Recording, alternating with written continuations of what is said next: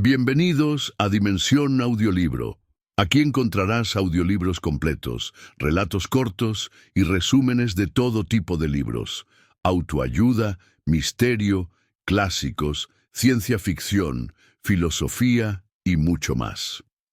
Si te apasiona la lectura, pero no siempre, tienes tiempo para leer. Este es tu espacio para sumergirte en historias y conocimientos de forma fácil y entretenida. No olvides suscribirte y activar la campanita para no perderte ninguna narración. Dale like si disfrutas el contenido y ayúdame a compartir estos audiolibros con más personas. Prepárate para viajar a través de las palabras. Cómo vivir con 24 horas al día, por Arnold Bennett. Prefacio. A esta edición, este prefacio, aunque colocado al principio, como debe ser un prefacio, debe leerse al final del libro.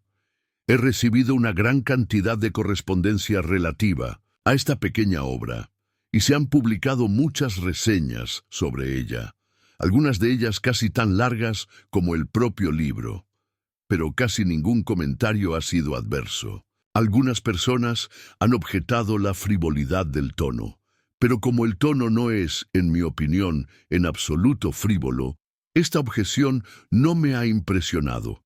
Y si no se hubiera hecho un reproche de mayor peso, casi podría haberme convencido de que el volumen era impecable. Sin embargo, se ha hecho una crítica más seria, no en la prensa, sino por parte de varios corresponsales obviamente sinceros, y debo tratarla. Una referencia a la página 43 mostrará que anticipé y temí esta desaprobación. La frase contra la que se ha protestado es la siguiente: en la mayoría de los casos, el hombre típico no siente precisamente pasión por su negocio. En el mejor de los casos, no le disgusta. Comienza sus funciones comerciales con cierta reticencia, tan tarde como puede, y las termina con alegría, tan pronto como puede. Y sus motores, mientras se dedica a sus negocios, rara vez están a pleno rendimiento.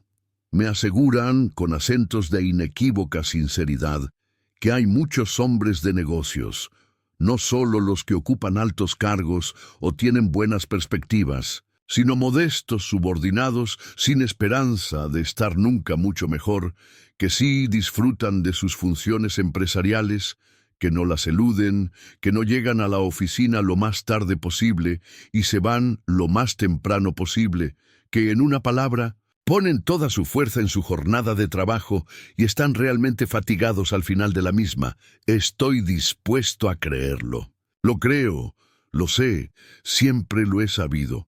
Tanto en Londres como en provincias me ha tocado pasar largos años en situaciones de subordinación en los negocios, y no se me escapó el hecho de que una cierta proporción de mis compañeros mostraba lo que equivalía a una honesta pasión por sus deberes, y que mientras se dedicaban a esos deberes, vivían realmente al máximo de lo que eran capaces. Pero sigo convencido de que estos individuos afortunados y felices, más felices quizás de lo que suponían, no constituían ni constituyen una mayoría, ni nada parecido a una mayoría. Sigo convencido de que la mayoría de los hombres de negocios, decentes y concienzudos, hombres con aspiraciones e ideales, no se van a casa por regla general realmente cansados. Sigo convencido de que ponen no tanto, sino tampoco de sí mismos, como pueden conscientemente en ganarse la vida, y que su vocación les aburre más que les interesa. Sin embargo, admito que la minoría es lo suficientemente importante como para merecer atención y que no debería haberla ignorado tan completamente como lo hice.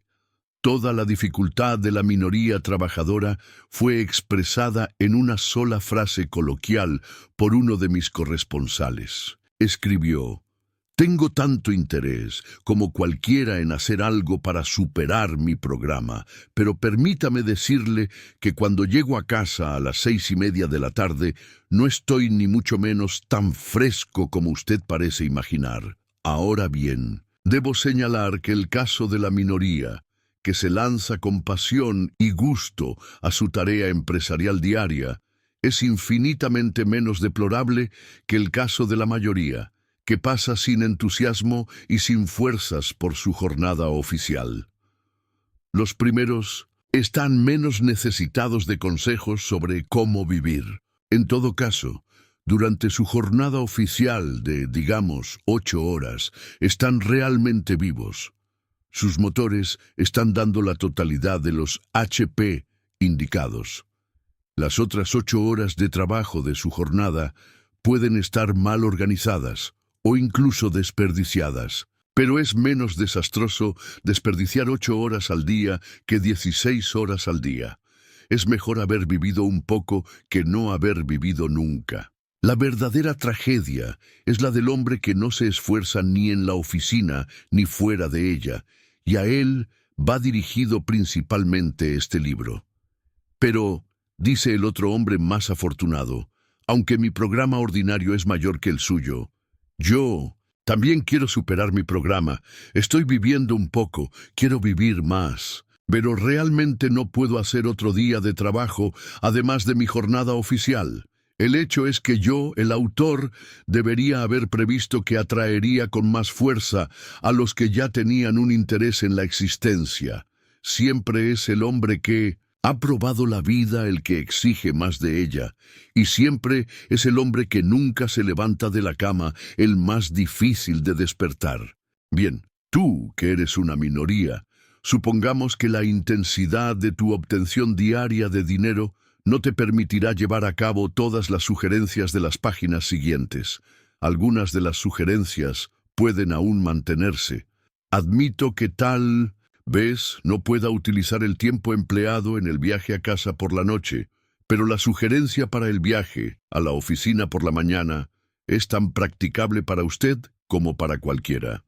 Y ese intervalo semanal de 40 horas desde el sábado hasta el lunes es tan tuyo como de los demás, aunque una ligera acumulación de cansancio te impida emplear en él la totalidad de tus HP. Queda, pues, la parte importante de las 3 o más tardes a la semana. Usted me dice rotundamente que está demasiado cansado para hacer algo fuera de su programa por la noche. A lo que le respondo rotundamente que si su trabajo diario ordinario es así de agotador, entonces el equilibrio de su vida es erróneo y debe ser ajustado. Las facultades de un hombre no deben ser monopolizadas por su trabajo diario ordinario. ¿Qué hay que hacer entonces? Lo más obvio es eludir tu ardor por el trabajo diario ordinario mediante un ardid. Emplea tus motores en algo más allá del programa antes y no después de emplearlos en el programa mismo. Brevemente, levántate más temprano por la mañana. Usted dice que no puede. Dices que es imposible que te acuestes más temprano por la noche. Hacerlo alteraría a toda la casa. No creo que sea del todo imposible acostarse más temprano por la noche. Creo que si persiste en levantarse más temprano, y la consecuencia es la insuficiencia de sueño, pronto encontrará la manera de acostarse más temprano. Pero mi impresión es que las consecuencias de levantarse más temprano no serán una insuficiencia de sueño. Mi impresión, cada vez más fuerte, es que el sueño es en parte una cuestión de hábito y de dejadez. Estoy convencido de que la mayoría de la gente duerme tanto como lo hace porque no tiene ninguna otra diversión. ¿Cuántas horas de sueño cree usted que obtiene diariamente el poderoso y saludable hombre que a diario recorre su calle al mando de la furgoneta de Carter Patterson? He consultado a un médico sobre este punto. Es un médico que durante 24 años ha tenido una gran consulta general en un gran y floreciente suburbio de Londres, habitado exactamente por personas como usted y yo. Es un hombre cortante, y su respuesta fue cortante. La mayoría de la gente duerme de forma estúpida. Continuó dando su opinión de que 9 de cada 10 hombres tendrían mejor salud y se divertirían más en la vida si pasaran menos tiempo en la cama. Otros médicos han confirmado este juicio, que por supuesto no se aplica a los jóvenes en crecimiento. Levántese 1 hora y media o incluso 2 horas antes. Y si debe hacerlo, retírese antes cuando pueda. En cuanto a la superación de los programas, lograrás tanto en 1 hora de la mañana como en 2 horas de la tarde.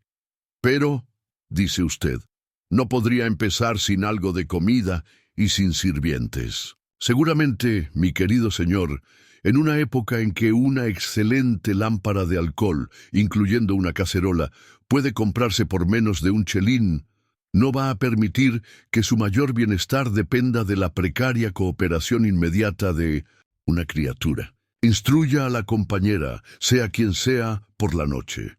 Dígale que ponga una bandeja en un lugar adecuado durante la noche. Sobre esa bandeja, 2 galletas, una taza y un platillo, una caja de cerillas y una lámpara de alcohol.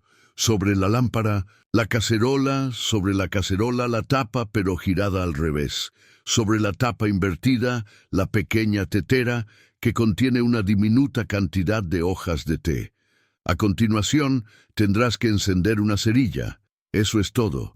En 3 minutos, el agua hierve y se vierte en la tetera que ya está caliente. En 3 minutos más, el té está infusionado. Puedes empezar el día mientras lo bebes. Estos detalles pueden parecer triviales para el necio, pero para el reflexivo no lo serán. El equilibrio adecuado y sabio de toda la vida puede depender de la viabilidad de una taza de té a 1 hora inusual. Y el milagro cotidiano. Sí, es uno de esos hombres que no saben manejarse. Buena situación, ingresos regulares, bastante para los lujos y las necesidades. No es realmente extravagante. Y sin embargo, el tipo siempre está en dificultades. Bedil. Alguna manera, no saca nada de su dinero. Un piso excelente, medio vacío, siempre parece como si hubiera hecho entrar a los agentes de bolsa. Traje nuevo, sombrero viejo. Magnífica corbata, pantalones anchos. Te invita a cenar, cristal cortado cordero malo o café turco taza rota. No puede entenderlo. La explicación es simplemente que él frustra sus ingresos. Desearía tener la mitad de eso. Le enseñaría. Así que la mayoría de nosotros hemos criticado en un momento u otro a nuestra manera superior. Casi todos somos cancilleres del erario. Es el orgullo del momento. Los periódicos están llenos de artículos que explican cómo vivir con tal o cual suma. Y estos artículos provocan una correspondencia cuya violencia demuestra el interés que suscitan. Recientemente, en un órgano diario, se libró una batalla en torno a la cuestión de si una mujer puede vivir bien en el campo con 85 libras al año. He visto un ensayo, Cómo vivir con 8 chelines a la semana. Pero nunca he visto un ensayo, Cómo vivir con 24 horas al día. Sin embargo, se ha dicho que el tiempo es dinero. Ese proverbio subestima el caso. El tiempo es mucho más que el dinero. Si se tiene tiempo se puede obtener dinero, por lo general. Pero aunque tengas la riqueza de un guardarropa del Hotel Carlton, no puedes comprarte ni un minuto más de tiempo del que tengo yo o del que tiene el gato junto al fuego. Los filósofos han explicado el espacio. No han explicado el tiempo. Es la materia prima inexplicable de todo. Con él todo es posible, sin él nada. El suministro de tiempo es realmente un milagro cotidiano, un asunto realmente asombroso cuando uno lo examina. Te levantas por la mañana y he aquí que tu cartera está mágicamente llena de 24 horas del tejido no fabricado del universo de tu vida. Es tuyo. Es la más preciosa de las posesiones. Un bien muy singular, que te llega de una manera tan singular como el propio bien. Para nota, nadie puede quitártelo, no se puede robar, y nadie recibe más o menos de lo que tú recibes, hablando de una democracia ideal. En el reino del tiempo no hay aristocracia de la riqueza, ni aristocracia del intelecto. El genio nunca es recompensado ni siquiera con 1 hora más al día. Y no hay castigo.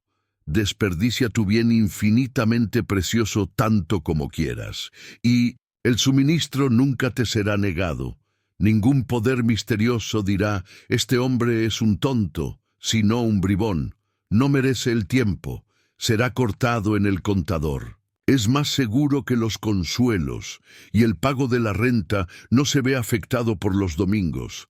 Además, no se puede recurrir al futuro. Imposible endeudarse. Solo puedes malgastar el momento que pasa. No puedes malgastar el día de mañana. Está guardado para ti. No puedes desperdiciar la hora siguiente. Está guardada para ti. Dije que el asunto era un milagro. ¿No lo es? Tienes que vivir con estas 24 horas de tiempo diario. De él tienes que hilar salud, placer, dinero, contenido, respeto y la evolución de tu alma inmortal. Su uso correcto, su uso más eficaz, es una cuestión de la más alta urgencia y de la más emocionante actualidad.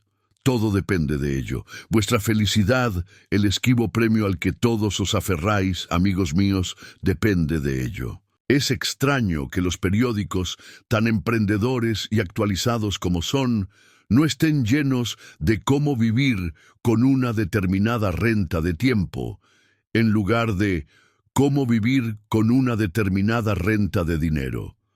El dinero es mucho más común que el tiempo.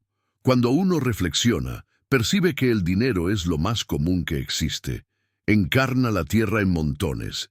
Si uno no puede ingeniárselas para vivir con una determinada renta de dinero, gana un poco más, o lo roba, o lo anuncia. Uno no se complica necesariamente la vida porque no pueda arreglárselas con 1000 libras al año. Uno refuerza los músculos y hace guineos, y equilibra el presupuesto. Pero si uno no puede arreglárselas para que un ingreso de 24 horas al día cubra exactamente todas las partidas de gasto apropiadas, uno sí se complica la vida definitivamente. El suministro de tiempo, aunque gloriosamente regular, es cruelmente restringido. ¿Quién de nosotros vive con 24 horas al día? Y cuando digo vive, no quiero decir que exista, ni que se enturbie. ¿Quién de nosotros está libre de esa sensación de inquietud de que los grandes departamentos de gasto de su vida diaria no se gestionan como deberían? ¿Quién de nosotros está seguro de que su buen traje no está superado por un sombrero vergonzoso? ¿O que al atender la vajilla ha olvidado la calidad de la comida? ¿Quién de nosotros no se dice a sí mismo? ¿Quién no se ha dicho a sí mismo toda su vida? Cambiaré eso cuando tenga un poco más de tiempo. Nunca tendremos más tiempo. Tenemos, y siempre hemos tenido, todo el tiempo que hay. Es la constatación de esta profunda y olvidada verdad, que por cierto no he descubierto, lo que me ha llevado a realizar un minucioso examen práctico del gasto diario de tiempo, el deseo de superar el programa propio. Pero, ¿puede comentar alguien, con la indiferencia inglesa hacia todo lo que no sea el punto, a qué quiere llegar con sus 24 horas diarias?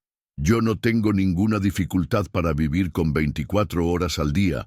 Hago todo lo que quiero hacer y todavía encuentro tiempo para ir a los concursos del periódico. Seguramente es un asunto sencillo, sabiendo que uno tiene solo 24 horas al día, contentarse con 24 horas al día.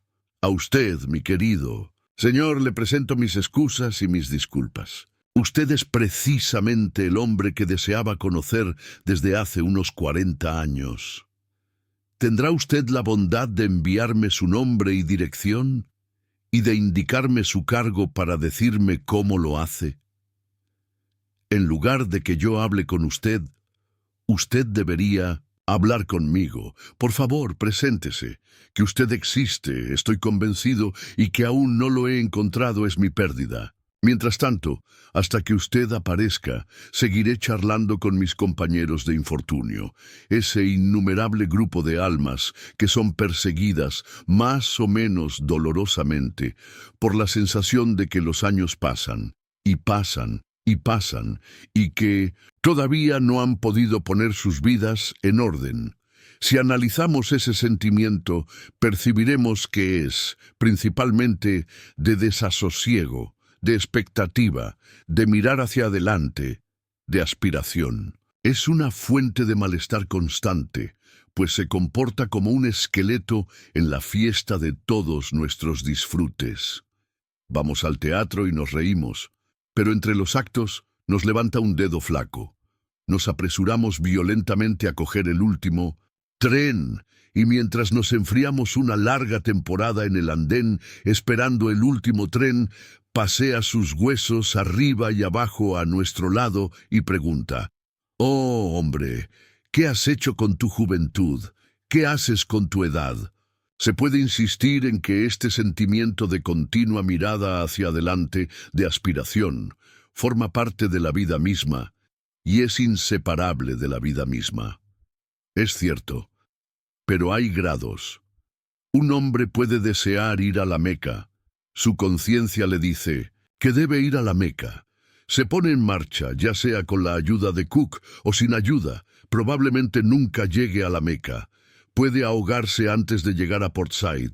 Puede perecer sin gloria en la costa del Mar Rojo. Su deseo puede quedar eternamente frustrado. La aspiración insatisfecha siempre le molestará. Pero no será atormentado de la misma manera que el hombre que, deseando llegar a la Meca y acosado por el deseo de llegar a la Meca, nunca sale de Brixton. Algo es haber dejado Brixton. La mayoría de nosotros no ha salido de Brixton. Ni siquiera hemos cogido un taxi para ir a Ludgate Circus y preguntar en Cook's el precio de una visita guiada. Y nuestra excusa para nosotros mismos es que solo hay 24 horas en el día. Si analizamos más a fondo nuestra vaga e incómoda aspiración, creo que veremos que surge de una idea fija de que debemos hacer algo, además de las cosas que estamos leal y moralmente obligados a hacer. Estamos obligados, por diversos códigos escritos y no escritos, a mantenernos a nosotros mismos y a nuestras familias, si las hay, con salud y comodidad, a pagar nuestras deudas, a ahorrar, a aumentar nuestra prosperidad, incrementando nuestra eficiencia.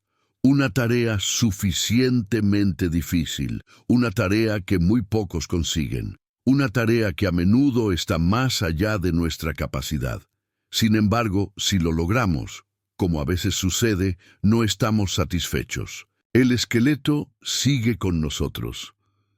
E incluso cuando nos damos cuenta de que la tarea está más allá de nuestra habilidad, de que nuestras facultades no pueden hacer frente a ella, sentimos que deberíamos estar menos descontentos si le diéramos a nuestras facultades, ya sobrecargadas, algo más que hacer. Y así es, de hecho, el hecho. El deseo de realizar algo fuera de su programa formal es común a todos los hombres que en el curso de la evolución se han elevado más allá de cierto nivel. Hasta que no se haga un esfuerzo para satisfacer ese deseo, la sensación de espera, incómoda de que comience algo que no ha comenzado, seguirá perturbando la paz del alma. Ese deseo ha recibido muchos nombres. Es una forma del deseo universal de conocimiento. Y es tan fuerte que hombres que han dedicado toda su vida a la adquisición sistemática de conocimientos se han visto impulsados por él a sobrepasar los límites de su programa en busca de más conocimientos. Incluso Herbert Spencer, en mi opinión la mente más grande que jamás haya existido, se vio a menudo obligado por ella a entrar en agradables remansos de investigación. Me imagino que en la mayoría de las personas que son conscientes del deseo de vivir, es decir, las personas que tienen curiosidad intelectual, la aspiración de superar los programas formales toma una forma literaria. Les gustaría embarcarse en un curso de lectura. Es evidente que el pueblo británico es cada vez más literario, pero me gustaría señalar que la literatura no abarca en absoluto todo el campo del conocimiento y que la inquietante sed de mejorar uno mismo, de aumentar, Los conocimientos pueden saciarse muy bien al margen de la literatura. De las distintas formas de saciarlas me ocuparé más adelante. Aquí me limito a señalar a quienes no tienen una simpatía natural por la literatura que ésta no es el único pozo. Precauciones antes de empezar. Ahora que he conseguido, sí, es que lo he conseguido, persuadirte de que te persigue constantemente una insatisfacción reprimida con tu propia organización de la vida cotidiana, y que la causa primordial de esa insatisfacción inconveniente es la sensación de que cada día dejas sin hacer algo que te gustaría hacer, y que de hecho siempre esperas hacer cuando tengas más tiempo. Y ahora que he llamado su atención sobre la evidente y deslumbrante verdad de que nunca tendrá más tiempo, puesto que ya tiene todo el tiempo que hay, espera que le revele algún secreto maravilloso por el que pueda acercarse al ideal de una organización perfecta del día y por el que, por lo tanto, se deshaga de esa inquietante y desagradable decepción diaria de las cosas que se quedan sin hacer. No he encontrado ese maravilloso secreto, ni espero encontrarlo, ni espero que nadie lo encuentre nunca. Está sin descubrir. Cuando comenzaste a recoger mi deriva, tal vez hubo un resurgimiento de la esperanza en tu pecho.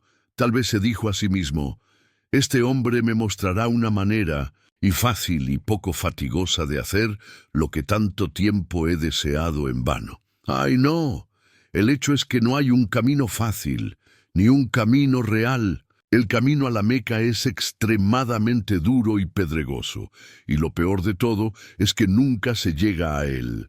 El paso previo más importante a la tarea de organizar la vida de uno para poder vivir plena y cómodamente dentro de su presupuesto diario de 24 horas es la serena comprensión de la extrema dificultad de la tarea, de los sacrificios y del interminable esfuerzo que exige. No puedo insistir demasiado en esto. Si usted se imagina que podrá alcanzar su ideal planificando ingeniosamente un horario con un bolígrafo en un papel, será mejor que abandone la esperanza de inmediato. Si no estás preparado para los desalientos y las desilusiones, si no te conformas con un pequeño resultado para un gran esfuerzo, entonces no empieces. Acuéstate de nuevo y retoma el sueño intranquilo que llamas tu existencia. Es muy triste, ¿verdad? Muy deprimente y sombrío. Y sin embargo, creo que es bastante bueno también esta necesidad de la tensión de la voluntad antes de que se pueda hacer algo que valga la pena. A mí me gusta bastante. Siento que es lo principal que me diferencia del gato junto al fuego. Bien, dice usted, suponga que estoy preparado para la batalla. Asuma que he sopesado y comprendido cuidadosamente sus pesados comentarios. ¿Cómo empiezo? Estimado señor, simplemente se empieza. No hay un método mágico para empezar. Si un hombre que está en el borde de un baño y quiere saltar al agua fría le preguntara, ¿cómo empiezo a saltar? Usted simplemente respondería, simplemente salta, agarra tus nervios y salta. Como he dicho anteriormente, la principal belleza del suministro constante de tiempo es que no puedes desperdiciarlo por adelantado. El próximo año, el próximo día, la próxima hora están listos para ti, tan perfectos, tan intactos, como si nunca hubieras desperdiciado o aplicado mal un solo momento en toda tu carrera. Este hecho es muy gratificante y tranquilizador. Puedes pasar una hoja nueva cada hora, si lo deseas. Por lo tanto, no sirve de nada esperar hasta la próxima semana, o incluso hasta mañana. Puedes pensar que el agua estará más caliente la próxima semana. No lo estará. Estará más fría. Pero antes de empezar, permítame murmurar unas palabras de advertencia en su oído privado. Permítanme principalmente advertirles contra su propio ardor. El ardor en el bien hacer es algo engañoso y traicionero. Pide a gritos un empleo. No puedes satisfacerlo al principio. Quiere más y más. Está ansioso por mover montañas y desviar el curso de los ríos. No se contenta hasta que transpira. Y entonces, con demasiada frecuencia, cuando siente el sudor en su frente, se cansa de repente y se muere, sin siquiera tomarse la molestia de decir, ya he tenido bastante. Cuidado con emprender demasiado. Al principio, confórmate con poco, permita que haya accidentes, permita la naturaleza humana, especialmente la suya. Un fracaso más o menos en sí mismo no tendría importancia si no supusiera una pérdida de autoestima y de confianza en uno mismo. Pero así como nada triunfa como el éxito, nada fracasa como el fracaso. La mayoría de las personas que se arruinan lo hacen por intentar demasiado. Por lo tanto, al emprender la inmensa empresa de vivir plena y cómodamente dentro de los estrechos límites de las 24 horas del día, evitemos a toda costa el riesgo de un fracaso prematuro. No estoy de acuerdo en que en este negocio, en todo caso, un glorioso fracaso sea mejor que un pequeño éxito. Estoy a favor del pequeño éxito. Un fracaso glorioso no conduce a nada. Un éxito insignificante puede conducir a un éxito que no es insignificante. Así que empecemos a examinar el presupuesto del tiempo del día. Dices que tu día ya está lleno a rebosar. ¿Cómo? ¿Cuánto gasta realmente en ganarse la vida? 7 horas en promedio y en el sueño real, 7. Añadiré 2 horas y seré generoso. Y te desafío a que me des cuenta de las 8 horas restantes. La causa de los problemas. Para abordar de una vez la cuestión del gasto de tiempo en toda su actualidad, debo elegir un caso individual para examinarlo. Solo puedo tratar un caso, y ese caso no puede ser el caso medio, porque no existe el caso medio como no existe el hombre medio. Cada hombre y cada caso de hombre es especial. Pero si tomo el caso de un londinense que trabaja en una oficina, cuyo horario de oficina es de 10 a 6 y que pasa 50 minutos por la mañana y por la noche viajando entre la puerta de su casa y la de su oficina, me habré acercado a la media tanto como los hechos lo permitan. Hay hombres que tienen que trabajar más tiempo para vivir, pero hay otros que no tienen que trabajar tanto. Afortunadamente, el aspecto financiero de la existencia no nos interesa aquí. Para nuestro propósito actual, el empleado con 1 libra a la semana está exactamente tan bien como el millonario de Carlton House Terrace. Ahora bien, el gran y profundo error que mi hombre típico comete con respecto a su día es un error de actitud general, un error que vicia y debilita 2/3 de sus energías e intereses. En la mayoría de los casos no siente precisamente pasión por su negocio. En el mejor de los casos no le disgusta. Comienza sus funciones empresariales con desgana, tan tarde como puede, y las termina con alegría, tan pronto como puede. Y sus motores, mientras se dedica a sus negocios, rara vez están a su máximo HP. Sé que seré acusado por los lectores enfadados de difamar al trabajador de la ciudad, pero conozco bastante bien la ciudad y me atengo a lo que digo. Sin embargo, a pesar de todo esto, persiste en considerar esas horas que van de las 10 a las 6 como el día, para el cual las 10 horas que lo preceden y las 6 que lo siguen no son más que un prólogo y un epílogo. Tal actitud, por inconsciente que sea, mata por supuesto su interés por las 16 horas impares, con el resultado de que, aunque no las desperdicie, no las cuenta, las considera simplemente como un margen. Esta actitud general es totalmente ilógica y malsana, ya que da formalmente el protagonismo a un trozo de tiempo y a un montón de actividades que la única idea del hombre es pasar y haber terminado. Si un hombre supedita 2/3 de su existencia a 1/3, por el que ciertamente no tiene un entusiasmo absolutamente febril, ¿cómo puede esperar vivir plena y completamente? No puede. Si mi hombre típico desea vivir plena y completamente, Debe, en su mente, organizar un día dentro de un día. Y este día interior, una caja china en una caja china más grande, debe comenzar a las 6 de la tarde y terminar a las 10 de la mañana. Es un día de 16 horas. Y durante todas estas 16 horas no tiene nada que hacer sino cultivar su cuerpo y su alma y a sus semejantes. Durante esas 16 horas es libre, no es un asalariado, no está preocupado por las preocupaciones monetarias. Es tan bueno como un hombre con un ingreso privado. Esta debe ser su actitud, y su actitud es lo más importante. Su éxito en la vida, mucho más importante que la cantidad de bienes sobre los que sus albaceas tendrán que pagar el impuesto de sucesiones, depende de ella. ¿Qué?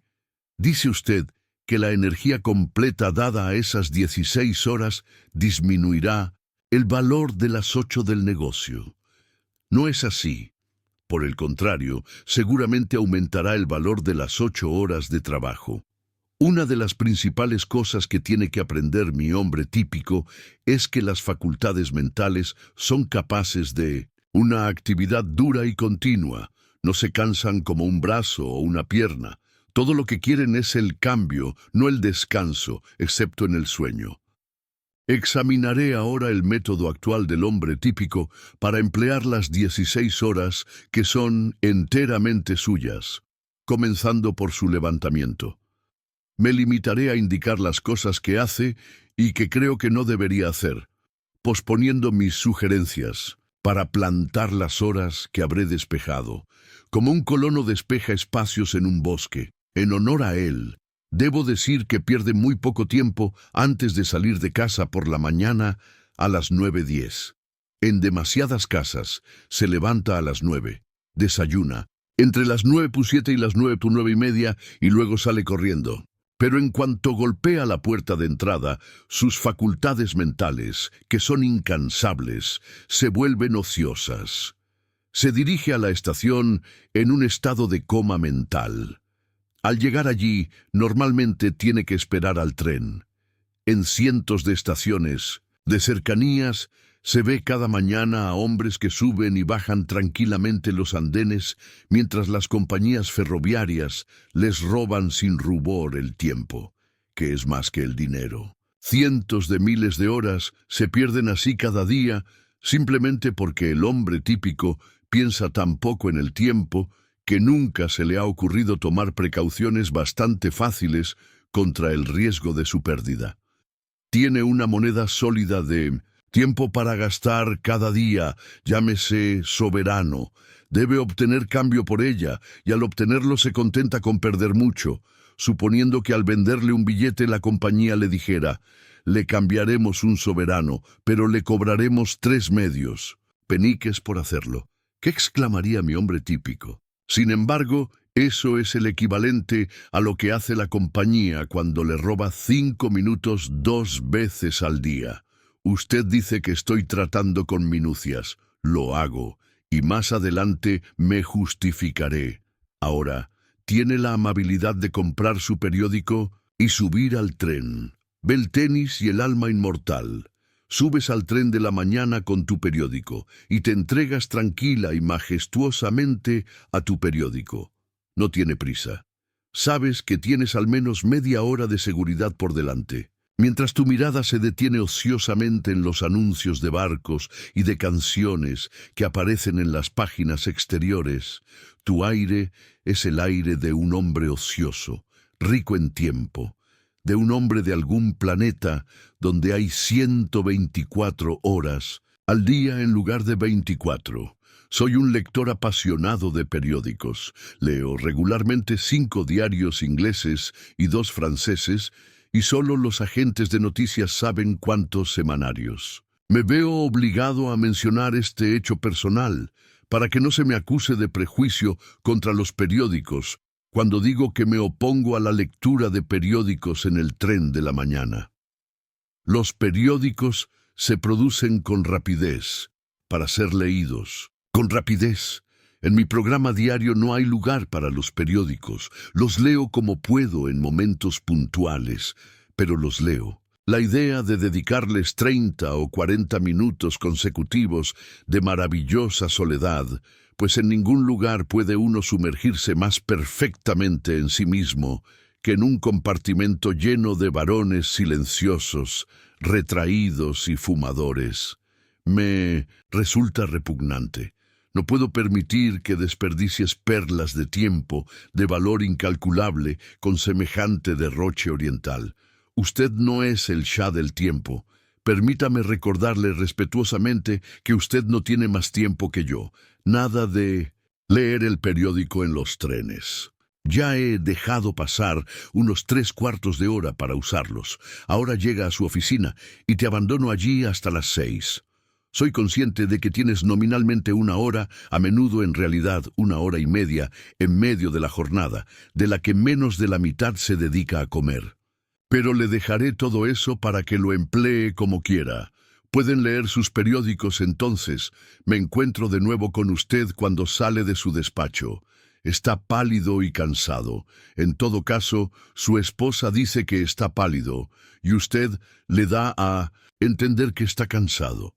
Durante el viaje de vuelta a casa ha ido acumulando poco a poco esa sensación de cansancio.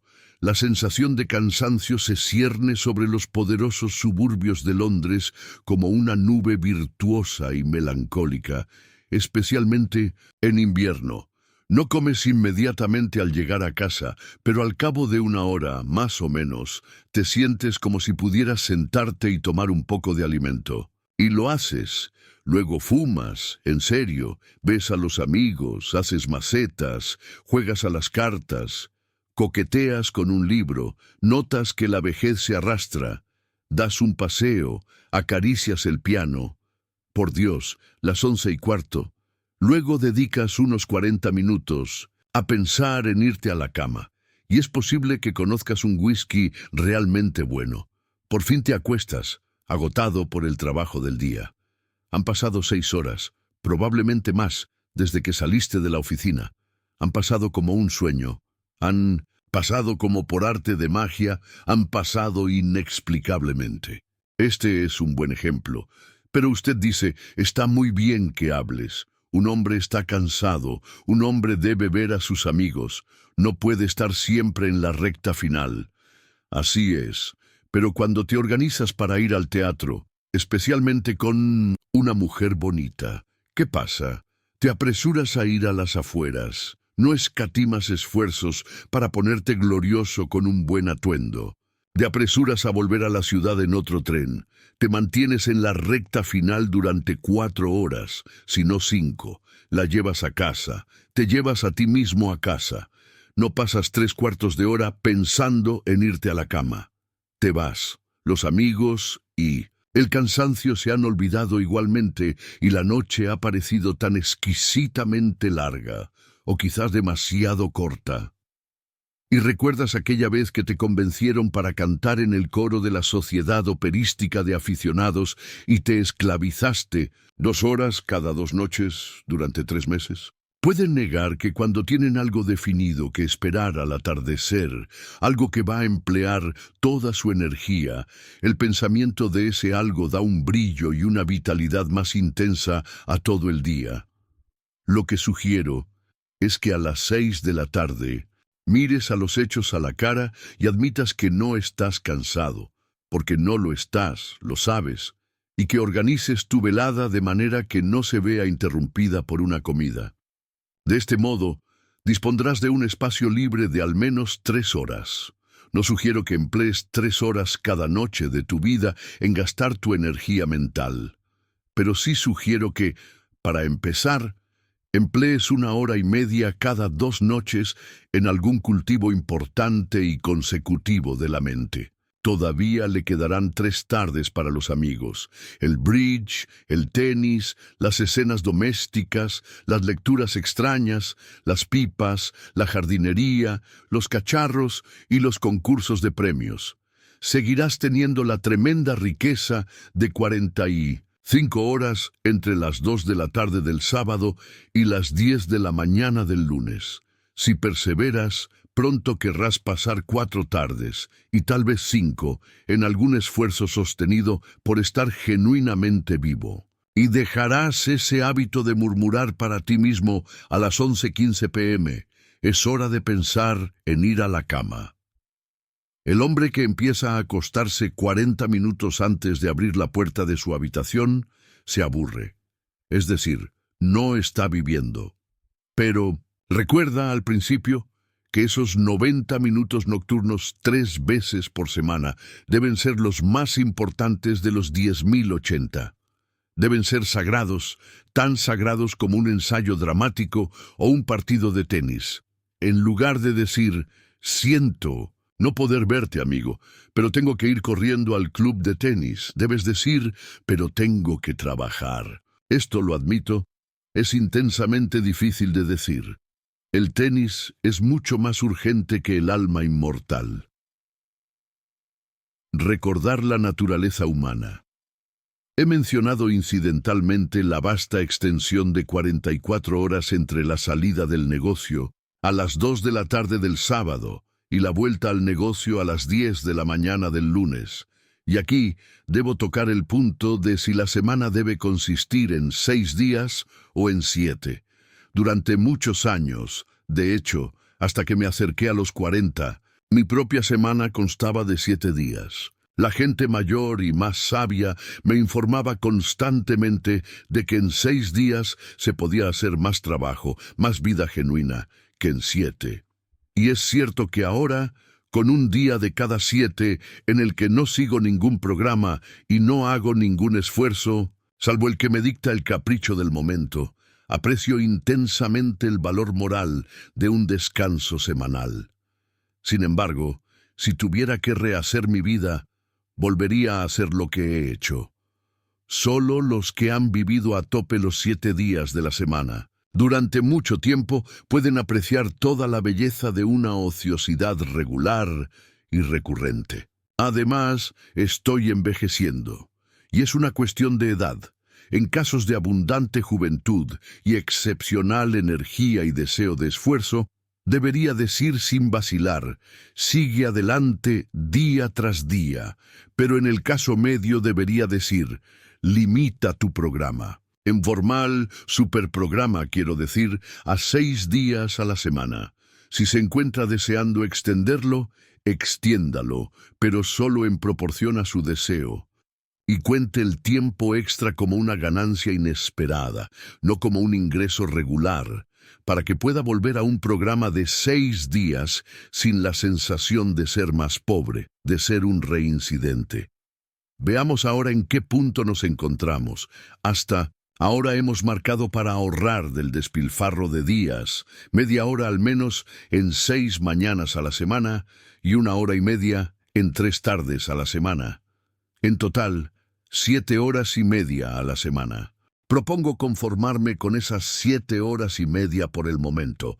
¿Qué? Gritas. Pretendes enseñarnos a vivir y solo te ocupas de 7 horas y media de 168. ¿Vas a hacer un milagro con tus 7 horas y media? Pues bien, para no andarse con rodeos, lo voy a hacer si usted tiene la amabilidad de permitírmelo. Es decir, voy a pedirle que intente una experiencia que, aunque es perfectamente natural y explicable, tiene todo el aire de un milagro. Mi argumento es que el uso completo de esas 7 horas y media acelerará toda la vida de la semana, le añadirá entusiasmo y aumentará el interés que usted siente incluso en las ocupaciones más banales. Practicáis ejercicios físicos durante solo 10 minutos por la mañana y por la tarde, y sin embargo no os sorprendéis cuando vuestra salud y fuerza física se ven afectadas beneficiosamente cada hora del día, y toda vuestra perspectiva física cambia. ¿Por qué habríais de asombraros de que un promedio de más de 1 hora al día dedicado a la mente pueda animar permanente y completamente toda la actividad de la mente? Seguramente se podría dedicar más tiempo al cultivo de uno mismo. Y, en la medida en que el tiempo fuera más largo, los resultados serían mayores. Pero prefiero comenzar con lo que parece un esfuerzo insignificante. No es realmente un esfuerzo insignificante, como descubrirán aquellos que aún no lo han ensayado. Despejar incluso 7 horas y media de la selva es pasablemente difícil, porque hay que hacer algún sacrificio. Uno puede haber gastado el tiempo mal, pero lo ha gastado, ha hecho algo con él, por muy desacertado que haya sido ese algo. Hacer otra cosa significa un cambio de hábitos, y los hábitos son una mierda, aunque hay que cambiar. Además, cualquier cambio, aunque sea mejor, siempre va acompañado de inconvenientes y molestias. Si te imaginas que podrás dedicar 7 horas y media a la semana a un esfuerzo serio y continuo y seguir viviendo tu antigua vida, te equivocas. Repito que será necesario algún sacrificio y una inmensa dosis de voluntad, y es porque conozco la dificultad. Es porque conozco el efecto casi desastroso del fracaso en tal empresa que aconsejo seriamente un comienzo muy humilde. Debes salvaguardar tu autoestima. El respeto a sí mismo está en la raíz de todo propósito, y un fracaso en una empresa deliberadamente planeada causa una herida desesperada en el respeto a sí mismo. Por eso repito y reitero, empieza tranquilamente sin ostentación. Cuando hayas dedicado concienzudamente 7 horas y media a la semana al cultivo de tu vitalidad durante 3 meses, entonces podrás empezar a cantar más fuerte y a decirte a ti mismo las cosas maravillosas que eres capaz de hacer. Antes de pasar al método de utilización de las horas indicadas, tengo que hacer una última sugerencia. Se trata de que, en lo que se refiere a las noches, se permita mucho más que 1 hora y media para hacer el trabajo de 1 hora y media. Recuerden la posibilidad de accidentes. Recuerde la naturaleza humana y dense, digamos, de 9 a 11:30 para su tarea de 90 minutos, set control de la mente. La gente dice, uno no puede evitar sus pensamientos, pero uno puede. El control de la máquina de pensar es perfectamente posible, y puesto que nada nos sucede fuera de nuestro propio cerebro, puesto que nada nos hace daño ni nos da placer, sino dentro del cerebro, la importancia suprema de poder controlar lo que sucede en ese misterioso cerebro es patente. Esta idea es uno de los tópicos más antiguos, pero es un tópico cuya profunda verdad y urgencia la mayoría de la gente vive y muere sin darse cuenta. Las personas se quejan de la falta de poder de concentración, sin saber que pueden adquirir ese poder si así lo deciden, y sin el poder de concentrarse, es decir, sin el poder de dictar al cerebro su tarea y asegurar su obediencia, la vida verdadera es imposible. El control mental es el primer elemento de una existencia plena. Por lo tanto, me parece que el primer asunto del día debería ser poner la mente a prueba. Cuidas tu cuerpo, por dentro y por fuera. Corres un grave peligro al arrancarte los pelos de la piel. Empleas a todo un ejército de individuos, desde el lechero hasta el matador de cerdos, para permitirte sobornar a tu estómago para que se comporte decentemente. ¿Por qué no dedicar un poco de atención a la maquinaria mucho más delicada de la mente, especialmente porque no necesitarás ninguna ayuda externa? Es para esta parte del arte y el oficio de vivir que he reservado el tiempo desde el momento de salir de tu puerta hasta el momento de llegar a tu oficina. ¿Qué? ¿Debo cultivar mi mente en la calle, en el andén, en el tren y en la calle atestada de nuevo? Precisamente, nada más sencillo. No se necesitan herramientas, ni siquiera un libro. Sin embargo, el asunto no es fácil. Cuando salga de su casa, concentre su mente en un tema, no importa cuál, para empezar. No habrás recorrido ni 10 metros antes de que tu mente se haya escapado bajo tus propios ojos y esté divirtiéndose con otro tema. Tráelo de vuelta por el cuello. Antes de llegar a la estación la habrás devuelto unas 40 veces. No desesperes, continúe. Siga así, tendrás éxito. No puedes fracasar si perseveras. Es ocioso pretender que su mente es incapaz de concentrarse. ¿No recuerdas aquella mañana en que recibiste una carta inquietante que exigía una respuesta muy cuidadosa? ¿Cómo mantuviste tu mente constantemente en el tema de la respuesta, sin un segundo de interrupción, hasta que llegaste a tu oficina? Entonces te sentaste instantáneamente y escribiste la respuesta. Ese fue un caso en el que las circunstancias te despertaron a tal grado de vitalidad que fuiste capaz de dominar tu mente como un tirano. Usted no quiso hacer ninguna tontería. Insististe en que su trabajo debía hacerse, y su trabajo se hizo. Mediante la práctica regular de la concentración, para la cual no hay ningún secreto, salvo el secreto de la perseverancia, puedes tiranizar tu mente, que no es la parte más elevada de ti, cada hora del día y en cualquier lugar. El ejercicio es muy conveniente. Si subieras a tu tren matutino con un par de mancuernas para tus músculos o una enciclopedia en 10 volúmenes para tu aprendizaje, probablemente excitarías las observaciones. Pero mientras caminas por la calle o te sientas en un rincón del compartimento detrás de una pipa o cuelgas la correa en el subterráneo, ¿quién va a saber que estás realizando el más importante de los actos cotidianos? ¿Qué asnal puede reírse de ti? No me importa en qué te concentres, siempre que te concentres. Lo que cuenta es la mera disciplina de la máquina de pensar, pero aún así puedes matar 2 pájaros de un tiro y concentrarte en algo útil. Sugiero, es solo una sugerencia, un pequeño capítulo de Marco Aurelio o Epicteto. No se avergüence de sus nombres, se lo ruego. En lo que a mí respecta, no conozco nada más actual, más repleto de sentido común, aplicable a la vida diaria de personas sencillas como tú y yo, que odian los aires, las poses y las tonterías, que Marco Aurelio o Epicteto. Lee un capítulo, y son tan cortos los capítulos, por la noche y concéntrate en él a la mañana siguiente. Ya lo verás. Sí, amigo mío, es inútil que intentes disimular el hecho. Puedo oír tu cerebro como un teléfono al oído. Te estás diciendo a ti mismo, este tipo lo estaba haciendo bastante bien hasta su 7º capítulo. Había empezado a interesarme ligeramente, pero lo que dice sobre el pensamiento en trenes y la concentración y demás no es para mí.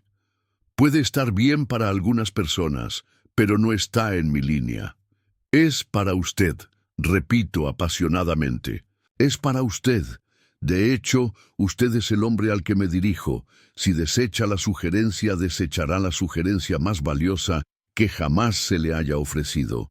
No es mi sugerencia, es la sugerencia de los hombres más sensatos, prácticos y duros que han pisado la tierra. Solo te la doy de segunda mano. Pruébala. Tened la mente en la mano y vea cómo el proceso cura la mitad de los males de la vida, especialmente la preocupación, esa miserable, evitable y vergonzosa enfermedad. La preocupación. El estado de ánimo reflexivo. El ejercicio de concentración de la mente, al que debería dedicarse al menos media hora al día, es un mero preliminar, como las escalas en el piano. Una vez adquirido el poder sobre ese miembro tan rebelde del complejo organismo de uno, hay que someterlo naturalmente al yugo. Es inútil poseer una mente obediente a menos que uno se beneficie en el mayor grado posible de su obediencia. Se indica un curso de estudio primario prolongado. Ahora bien, en cuanto a cuál debe ser este curso de estudio, no puede haber ninguna duda. Nunca la ha habido. Todas las personas sensatas de todas las épocas están de acuerdo en ello. Y no se trata de literatura, ni de ningún otro arte, ni de historia, ni de ninguna ciencia. Es el estudio de uno mismo, Hombre, conócete a ti mismo. Estas palabras están tan trilladas que en verdad me ruboriza escribirlas. Sin embargo, deben ser escritas, porque necesitan ser escritas. Me retracto del rubor, avergonzado por ello. Hombre, conócete a ti mismo. Lo digo en voz alta. La frase es una de esas frases con las que todo el mundo está familiarizado, de las que todo el mundo reconoce su valor y que solo los más sagaces ponen en práctica. No sé por qué. Estoy totalmente convencido de que lo que más falta en la vida del hombre medio bien intencionado de hoy en día es el ánimo reflexivo. No reflexionamos. Quiero decir que no reflexionamos sobre cosas verdaderamente importantes, sobre el problema de nuestra felicidad, sobre la dirección principal en la que vamos, sobre lo que la vida nos da, sobre la parte que la razón tiene o no tiene en la determinación de nuestras acciones y sobre la relación entre nuestros principios y nuestra conducta. Y sin embargo, usted está en busca de la felicidad, ¿no es así? ¿La has descubierto? Lo más probable es que no. Lo más probable es que ya hayas llegado a creer que la felicidad es inalcanzable, pero los hombres la han alcanzado. Y la han alcanzado al darse cuenta de que la felicidad no surge de la obtención de placeres físicos o mentales, sino del desarrollo de la razón y del ajuste de la conducta a los principios. Supongo que no tendrás la audacia de negar esto. Y si lo admite, y aún así no dedica ninguna parte de su día a la consideración deliberada de su razón, sus principios y su conducta, admite también que, mientras se esfuerza por conseguir una cosa determinada, deja regularmente sin hacer el único acto que es necesario para conseguirla. Ahora, ¿me sonrojaré yo o lo harás tú? No temáis que pretenda imponer ciertos principios a vuestra atención. No me importa, en este lugar, cuáles son sus principios. Tus principios pueden inducirte a creer en la rectitud del robo. No me importa. Todo lo que insisto es que una vida en la que la conducta no concuerda bastante bien con los principios es una vida tonta, y que la conducta solo puede hacerse concordar con los principios por medio del examen, la reflexión y la resolución diarios. Lo que lleva a la tristeza permanente de los ladrones es que sus principios son contrarios al robo. Si creyeran de verdad en la excelencia moral del robo, la servidumbre penal les supondría simplemente muchos años felices. Todos los mártires son felices porque su conducta y sus principios concuerdan. En cuanto a la razón que hace la conducta y no es ajena a la elaboración de los principios, desempeña un papel mucho menor en nuestras vidas de lo que creemos. Se supone que somos razonables, pero somos mucho más instintivos que razonables, y cuanto menos reflexionemos, menos razonables seremos. La próxima vez que te enfades con el camarero porque tu filete está demasiado hecho, pídele a la razón que entre en el gabinete de tu mente y consúltale. Probablemente le dirá que el camarero no cocinó el bistec y que no tenía ningún control sobre la cocción del bistec, y que incluso si él fuera el único culpable, usted no logró nada bueno al enfadarse, simplemente perdió su dignidad. Quedó como un tonto a los ojos de los hombres sensatos y enfureció al camarero, mientras que no produjo ningún efecto. En el bistec, el resultado de esta consulta con la razón, por la que ella no cobra, será que cuando una vez más su filete esté demasiado cocido, tratará al camarero como a un compañero, permanecerá tranquilo con un espíritu amable e insistirá cortésmente en tener un nuevo filete. La ganancia será evidente y sólida en la formación o modificación de los principios, y en la práctica de la conducta se puede obtener mucha ayuda de los libros impresos, publicados a partir de 6 peniques cada uno. En mi último capítulo, mencioné a Marco Aurelio y a Epicteto. Algunas obras aún más conocidas vendrán enseguida a la memoria. También puedo mencionar a Pascal, La Bruyère y Emerson. En cuanto a mí, no me pillan de viaje sin mi Marco Aurelio. Sí, los libros son valiosos, pero la lectura de libros no sustituirá a un examen diario, sincero y honesto de lo que uno ha hecho recientemente y de lo que va a hacer. De una mirada firme a uno mismo en la cara, por muy desconcertante que sea la visión. ¿Cuándo se llevará a cabo este importante asunto? La soledad del viaje nocturno a casa me parece adecuada para ello. Un estado de ánimo reflexivo sigue naturalmente al esfuerzo de haberse ganado la vida del día. Por supuesto, si en lugar de ocuparse de un deber elemental y profundamente importante, prefiere leer el periódico, que podría leer igualmente mientras espera la cena, no tengo nada que decir, pero debe atenderlo en algún momento del día. Ahora llego a las horas de la noche. 9. El interés por las artes. Muchas personas siguen un curso regular e ininterrumpido de ociosidad por las tardes, porque piensan que no hay otra alternativa a la ociosidad que el estudio de la literatura, y no tienen por casualidad un gusto por la literatura. Esto es un gran error.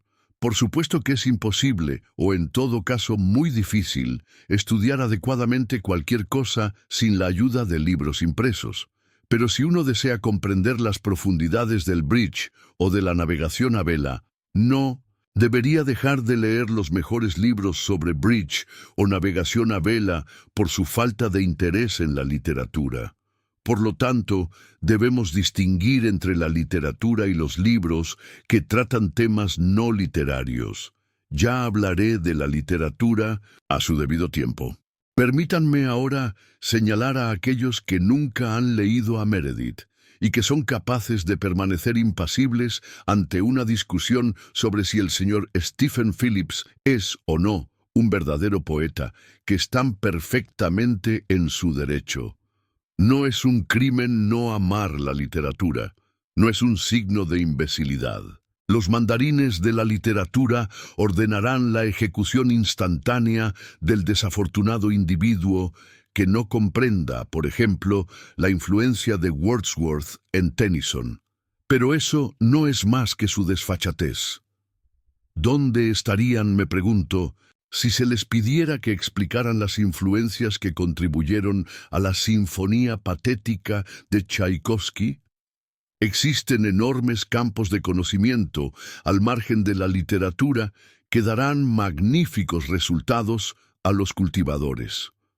Por ejemplo, ya que acabo de mencionar la pieza más popular de la música de clase alta en Inglaterra hoy en día, me recuerdan que los conciertos de Promenade comienzan en agosto. Usted va a ellos, fuma su cigarro o su cigarrillo, y lamento decir que enciende sus cerillas durante los suaves compases de la obertura de Lohengrin y disfruta de la música. Pero dices que no sabes tocar el piano o el violín, ni siquiera el banjo, que no sabes nada de música. ¿Qué importa eso? Que usted tiene un verdadero gusto por la música lo demuestra el hecho de que, para llenar su sala con usted y sus compañeros, el director se ve obligado a proporcionar programas de los que se excluye casi por completo la mala música.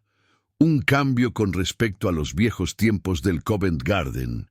Ahora bien, tu incapacidad para interpretar la oración de la doncella en un piano no tiene por qué impedirte familiarizarte con la construcción de la orquesta que escuchas un par de noches a la semana durante un par de meses. Tal y como están las cosas, probablemente piensen la orquesta como una masa heterogénea de instrumentos que producen una masa sonora confusa y agradable. No escucha los detalles porque nunca ha entrenado sus oídos para escuchar los detalles. Si le pidieran que nombrara los instrumentos que tocan el gran tema del principio de la sinfonía en do menor, no podría nombrarlos ni por asomo. Sin embargo, admiras la sinfonía en do menor, te ha emocionado, te volverá a emocionar.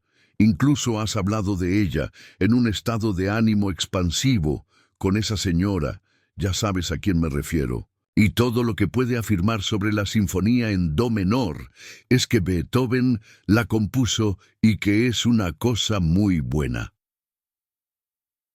Ahora bien, si usted ha leído, por ejemplo, el libro del señor Krehbiel, Cómo escuchar música, que puede conseguirse en 1900, cualquier librería por menos del precio de un puesto en la Alhambra y que contiene fotografías de todos los instrumentos orquestales y planos de la disposición de las orquestas, a continuación asistiría a un concierto de paseo con una asombrosa intensificación del interés por el mismo. En lugar de una masa confusa, la orquesta se le presentaría como lo que es: un organismo maravillosamente equilibrado cuyos diversos grupos de miembros tienen cada uno una función diferente e indispensable. Se espiarían los instrumentos y se escucharían sus respectivos sonidos. Conocerías el abismo que separa un corno francés de un corno inglés y percibirías por qué un intérprete de hautboy recibe salarios más altos que un violinista, aunque el violín sea el instrumento más difícil. Vivirías en un concierto de paseo, mientras que antes te limitabas a existir allí en un estado de coma beatífico, como un bebé que contempla un objeto brillante. Se podrían sentar las bases de un conocimiento genuino y sistemático de la música. Podrías especializar tus investigaciones en una forma particular de música, como la sinfonía, o en las obras de un compositor en particular. Al final de un año de 48 semanas, de 3 breves veladas cada una, combinadas con el estudio de los programas y la asistencia a conciertos elegidos a partir de tus crecientes conocimientos, sabrías realmente algo de música, aunque estuvieras tan lejos como siempre de hacer sonar la oración de la doncella en el piano. Pero yo odio la música, dices. Mi querido señor, le respeto. Lo que se aplica a la música se aplica a las otras artes. Podría mencionar Cómo mirar los cuadros del señor Clermont-Witt o Cómo juzgar la arquitectura del señor Russell. Sturgis como comienzos, solo comienzos, de un conocimiento sistemático vitalizante en otras artes, cuyos materiales de estudio abundan en Londres. Odio todas las artes, dice usted. Mi querido señor, le respeto cada vez más. Trataré su caso a continuación antes de pasar a la literatura. Nada en la vida es monótono. El arte es algo grande, pero no es lo más grande. La más importante de todas las percepciones es la percepción continua de la causa y el efecto, es decir, la percepción del desarrollo continuo del universo, es decir, la percepción del curso de la evolución. Cuando uno se ha metido en la cabeza la verdad principal de que nada ocurre sin una causa, uno se vuelve no solo de mente grande, sino de corazón grande.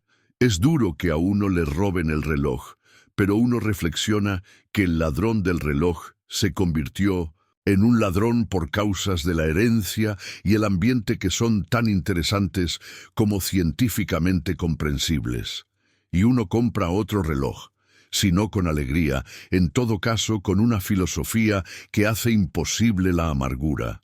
Se pierde en el Vincent estudio de la causa y el efecto, ese aire absurdo que tiene tanta gente de estar siempre escandalizada y dolida por lo curioso de la vida. Tales personas viven en medio de la naturaleza humana como si ésta fuera un país extranjero, lleno de horribles costumbres extranjeras. Pero, habiendo llegado a la madurez, uno debería avergonzarse de ser un extraño en una tierra extraña. El estudio de la causa y el efecto, a la vez que disminuye el dolor de la vida, añade pintoresquismo a la misma. El hombre para el que la evolución no es más que un nombre, ve el mar como un espectáculo grandioso y monótono, que puede presenciar en agosto por 3 chelines de ida y vuelta en tercera clase. El hombre que está imbuido de la idea de desarrollo, de causa y efecto continuos, percibe en el mar un elemento que en el antes de ayer de la geología era vapor, que ayer estaba hirviendo y que mañana será inevitablemente hielo. Percibe que un líquido no es más que algo que está en camino de ser sólido, y le penetra un sentido de la tremenda y cambiante pintoresquidad de la vida. Nada proporcionará una satisfacción más duradera que la apreciación constantemente cultivada de esto. Es el fin de toda ciencia. La causa y el efecto se encuentran en todas partes. Los alquileres subieron en Shepherd's Bush. Fue doloroso y chocante que los alquileres subieran en Shepherd's Bush. Pero hasta cierto punto todos somos estudiantes científicos de causa y efecto, y no había un empleado que almorzara en un restaurant Lyons que no sumara científicamente 2 y 2, y viera en el otrora Twopenny Tube la causa de una excesiva demanda de wigwams en Shepherd's Bush, y en la excesiva demanda de wigwams la causa del aumento del precio de los wigwams. Simple, dices con desdén. Todo el complejo movimiento del universo es tan simple como eso, cuando puedes sumar 2 y 2. Y mi querido señor, tal vez usted es un empleado de una agencia inmobiliaria y odia las artes y quiere fomentar su alma inmortal y no puede interesarse en su negocio porque es muy monótono. Nada es aburrido. El tremendo y cambiante pintoresquismo de la vida se muestra maravillosamente en la oficina de un agente inmobiliario. ¿Qué? Hubo un bloqueo de tráfico en Oxford Street. Para evitar el bloqueo, la gente empezó a viajar por debajo de los sótanos y desagües, y el resultado fue un aumento de los alquileres en Shepherd's Bush. Y tú dices que eso no es pintoresco. Supongamos que usted estudiara con este espíritu la cuestión inmobiliaria en Londres durante 1 hora y media cada 2 tardes. ¿No le daría un nuevo impulso a su negocio y transformaría toda su vida? Usted llegaría a problemas más difíciles. Y podría decirnos por qué, como resultado natural de la causa y el efecto, la calle recta más larga de Londres tiene una longitud de 1,5 metros, mientras que la calle absolutamente recta más larga de París se extiende por kilómetros. Creo que admitirás que en un empleado de una agencia inmobiliaria no he elegido un ejemplo que favorezca especialmente mis teorías. ¿Es usted empleado de banca y no ha leído ese romance sin aliento, disfrazado de estudio científico, Lombard Street de Walter Bagehot? Ah, mi querido señor, si usted hubiera comenzado con eso y lo hubiera seguido durante 90 minutos cada 2 noches, cuán cautivante sería para usted su negocio, y cuánto más claramente entendería la naturaleza humana. Usted está encerrado en la ciudad, pero le encantan las excursiones al campo y la observación de la vida silvestre. Sin duda, una diversión que enriquece el corazón. ¿Por qué no sale de la puerta de su casa, en zapatillas, hasta la lámpara de gas más cercana de una noche, con una red para mariposas, y observa la vida silvestre de polillas comunes y raras que late en ella, y coordina los conocimientos así obtenidos y construye una superestructura sobre ellos, y por fin llega a saber algo sobre algo? No es necesario dedicarse a las artes ni a la literatura para vivir plenamente. Todo el campo del hábito y de la escena cotidiana está esperando para satisfacer esa curiosidad que significa la vida, y cuya satisfacción significa un corazón comprensivo. Prometí tratar tu caso, oh hombre que odia el arte y la literatura, y lo he tratado. Paso ahora al caso de la persona, felizmente muy común, que sí gusta de la lectura. 11. La lectura seria. Las novelas están excluidas de la lectura seria, de modo que el hombre que, empeñado en superarse, ha decidido dedicar 90 minutos 3 veces por semana a un estudio completo de las obras de Charles Dickens, hará bien en modificar sus planes. La razón no es que las novelas no sean serias. Algunas de las grandes literaturas del mundo se presentan en forma de prosa, sino que las malas novelas no deberían leerse, y que las buenas novelas nunca exigen ninguna aplicación mental apreciable por parte del lector. Solo las partes malas de las novelas de Meredith son difíciles. Una buena novela te hace avanzar como un bote por un arroyo y llegas al final, quizá sin aliento, pero sin agotamiento. Las mejores novelas implican el menor esfuerzo. Ahora bien, en el cultivo de la mente uno de los factores más importantes es precisamente la sensación de esfuerzo, de dificultad, de una tarea que una parte de ti está ansiosa por realizar y otra parte de ti está ansiosa por eludir. Y esa sensación no se puede conseguir al enfrentarse a una novela. No se ponen los dientes para leer Ana Karenina. Por lo tanto, aunque debes leer novelas, no debes leerlas en esos 90 minutos. La poesía imaginativa produce una tensión mental mucho mayor que las novelas. Produce probablemente la tensión más severa de cualquier forma de literatura. Es la forma más elevada de literatura. Produce la forma más elevada de placer y enseña la forma más elevada de sabiduría. En una palabra, no hay nada que se le pueda comparar. Digo esto con la triste conciencia de que la mayoría de la gente no lee poesía. Estoy convencido de que muchas personas excelentes, si se enfrentaran a las alternativas de leer El Paraíso Perdido y dar la vuelta a Trafalgar Square al mediodía, de rodillas y vestidos de saco, elegirían la prueba del ridículo público. Aún así, nunca dejaré de aconsejar a mis amigos y enemigos que lean poesía antes que nada.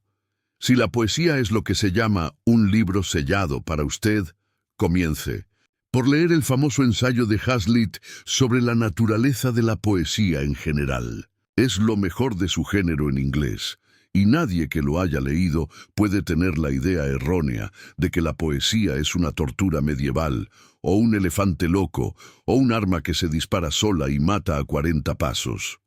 De hecho, es difícil imaginar el estado mental del hombre que después de leer el ensayo de Hazlitt no desee urgentemente leer algo de poesía antes de su próxima comida. Si el ensayo le inspira así, le sugiero que empiece con la poesía puramente narrativa. Hay una novela inglesa infinitamente mejor, escrita por una mujer, que cualquier otra de George Eliot o de las Brontes o incluso de Jane Austen, que quizás no haya leído. Su título es Aurora Leigh y su autor Abby Browning. Está escrito en verso y contiene una cantidad considerable de poesía realmente buena. Decidan leer ese libro hasta el final, aunque se mueran por él.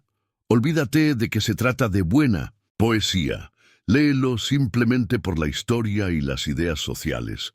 Y cuando lo haya hecho, pregúntese honestamente si todavía le disgusta la poesía. He conocido a más de una persona a la que Aurora Leigh le ha servido para demostrar que al suponer que odiaba la poesía, estaba totalmente equivocada.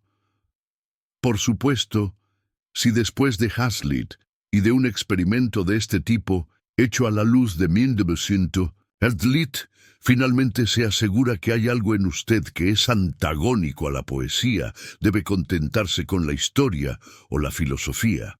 Lo lamentaré, pero no inconsolablemente. La decadencia y la caída no debe ser nombrada en el mismo día que El Paraíso Perdido, pero es una cosa enormemente bonita. Y los primeros principios de Herbert Spencer simplemente se ríen de las pretensiones de la poesía y se niegan a ser aceptados como algo más que el producto más majestuoso de cualquier mente humana. No sugiero que ninguna de estas obras sea adecuada para un principiante en las tensiones mentales, pero no veo ninguna razón por la que cualquier hombre de inteligencia media no pueda, tras un año de lectura continuada, estar en condiciones de asaltar las obras maestras supremas de la historia o la filosofía. La gran conveniencia de las obras maestras es que son tan asombrosamente lúcidas. No sugiero ninguna obra en particular como comienzo. El intento sería inútil en el espacio de mi mando, pero tengo dos sugerencias generales de cierta importancia. La primera es definir la dirección y el alcance de sus esfuerzos. Elija un período limitado, o un tema limitado, o un solo autor. Dígase a sí mismo: voy a saber algo sobre la Revolución Francesa, o el auge del ferrocarril, o las obras de John Keats. Y durante un periodo determinado que debe establecerse de antemano, limítese a su elección. El placer de ser un especialista es muy grande. La segunda sugerencia es pensar además de leer. Conozco a personas que leen y por todo el bien que les hace, podrían también cortar el pan y la mantequilla. Se aficionan a la lectura como los mejores hombres se aficionan a la bebida. Atraviesan las tierras de la literatura en un coche de motor, con el único objetivo de moverse. Te dirán cuántos libros han leído en un año, a menos que dediques al menos 45 minutos a una reflexión cuidadosa y fatigosa. Al principio es un terrible aburrimiento sobre lo que estás leyendo. Tus 90 minutos de una noche son principalmente desperdiciados. Esto significa que tu ritmo será lento. No te preocupes, olvídate de la meta. Piensa solo en el país que te rodea. Y después de un tiempo, tal vez cuando menos lo esperes, te encontrarás de repente en una encantadora ciudad sobre una colina. 2. Peligros a evitar. No puedo terminar estos consejos, a menudo, me temo, demasiado didácticos y bruscos, sobre el pleno aprovechamiento del tiempo para el gran fin de vivir, a diferencia de vegetar, sin referirme brevemente a ciertos peligros que acechan al sincero aspirante a la vida. El primero es el terrible peligro de convertirse en la persona más odiosa y menos soportable, un mojigato. Ahora bien, un mojigato es un tipo pertinaz que se da aires de sabiduría superior. Un mojigato es un tonto pomposo que ha salido a dar un paseo ceremonial y sin saberlo ha perdido una parte importante de su atuendo, a saber, su sentido del humor. Un mojigato es un individuo tedioso que, habiendo hecho un descubrimiento, está tan impresionado por su descubrimiento que es capaz de disgustarse gravemente porque el mundo entero no está tan bien impresionado por él. Convertirse inconscientemente en un mojigato es algo fácil y fatal. Por lo tanto, cuando uno se lanza a la empresa de utilizar todo su tiempo, es bueno recordar que el tiempo propio, y no el de los demás, es el material con el que uno tiene que tratar. Que la Tierra rodaba con bastante comodidad antes de que uno empezara a hacer un balance de las horas, y que seguirá rodando con bastante comodidad, tanto si uno tiene éxito, como si no en su nuevo papel de canciller del tesoro del tiempo. Es mejor no hablar demasiado de lo que uno está haciendo, y no traicionar una tristeza demasiado apenada ante el espectáculo de un mundo entero que deliberadamente desperdicia tantas horas de cada día, y por lo tanto nunca vive realmente. Al final, se descubrirá que al ocuparse de uno mismo, se ha hecho todo lo que se podía hacer. Otro peligro es el de estar atado a un programa como un esclavo a una carroza. No hay que dejar que el programa se escape con uno. Hay que respetarlo, pero no hay que adorarlo como un fetiche. Un programa de empleo diario no es una religión. Esto parece obvio. Sin embargo, conozco a hombres cuyas vidas son una carga para ellos mismos y una carga angustiosa para sus familiares y amigos, simplemente porque no han sabido apreciar lo obvio. «Oh, no», he oído exclamar a la esposa martirizada. «Arthur, siempre, saca al perro a hacer ejercicio a las 8 y siempre empieza a leer a las 9 menos cuarto, así que es imposible que...» etcétera, etcétera. Y la nota de absoluta finalidad en esa voz quejumbrosa revela la insospechada y ridícula tragedia de una carrera. Por otra parte, un programa es un programa, y si no se le trata con deferencia, deja de ser algo más que una pobre broma. Tratar el programa de uno con la cantidad exacta de deferencia, vivir sin demasiada ni poca elasticidad, es apenas el asunto simple que puede parecer a los inexpertos. Y otro peligro más es el de desarrollar una política de prisas, de obsesionarse poco a poco con lo que hay que hacer a continuación. De este modo, uno puede llegar a existir como en una prisión, y su vida puede dejar de ser propia. Uno puede sacar al perro a pasear a las 8 y meditar todo el tiempo sobre el hecho de que uno debe comenzar a leer a las 9 menos cuarto y que no debe llegar tarde. Y la ruptura ocasional y deliberada del programa no ayudará a arreglar las cosas. El mal surge no de persistir sin elasticidad en lo que uno ha intentado, sino de intentar originalmente demasiado, de llenar el programa hasta que se agota. El único remedio es reconstituir el programa e intentar menos. Pero el apetito por el conocimiento crece por lo que se alimenta, y hay hombres que llegan a gustar de una constante prisa sin aliento del esfuerzo. De ellos puede decirse que una prisa constante y sin aliento es mejor que un sueño eterno. En cualquier caso, si el programa muestra una tendencia a ser agobiante y sin embargo se desea no modificarlo, un excelente paliativo es pasar con exagerada deliberación de una parte a otra del mismo. Por ejemplo, pasar 5 minutos en perfecta quietud mental entre el encadenamiento del San Bernardo y la apertura del libro. En otras palabras, perder 5 minutos con la entera conciencia de estarlos perdiendo. El último y principal peligro que quiero señalar es uno al que ya me he referido, el riesgo de un fracaso al comienzo de la empresa. Debo insistir en ello. Un fracaso al comienzo puede fácilmente matar el impulso recién nacido hacia una vitalidad completa, y por lo tanto se deben observar todas las precauciones para evitarlo. El impulso no debe ser sobrecargado.